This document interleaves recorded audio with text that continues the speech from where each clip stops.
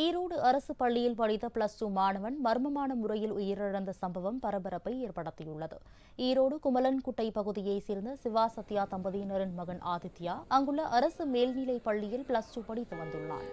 வழக்கம் போல் மாணவன் பள்ளிக்கு சென்ற நிலையில் அவரது தந்தை சிவாவிற்கு போன் செய்த ஆசிரியர்கள் ஆதித்யா உடல்நிலை சரியில்லாமல் ஈரோடு அரசு மருத்துவமனையில் அனுமதித்துள்ளதாக கூறியுள்ளனர்.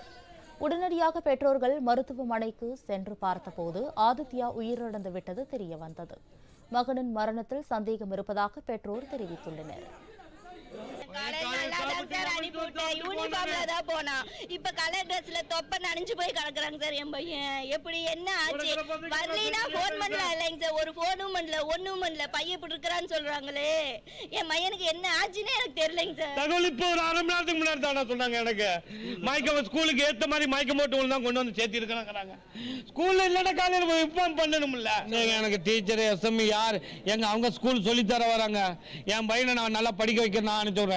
யார் மேல சந்தேகப்பட்டு நான் எப்படி நான் ஸ்பாட்ல இருந்தா தான் நான் சந்தேகப்பட்டு சொல்ல முடியும்.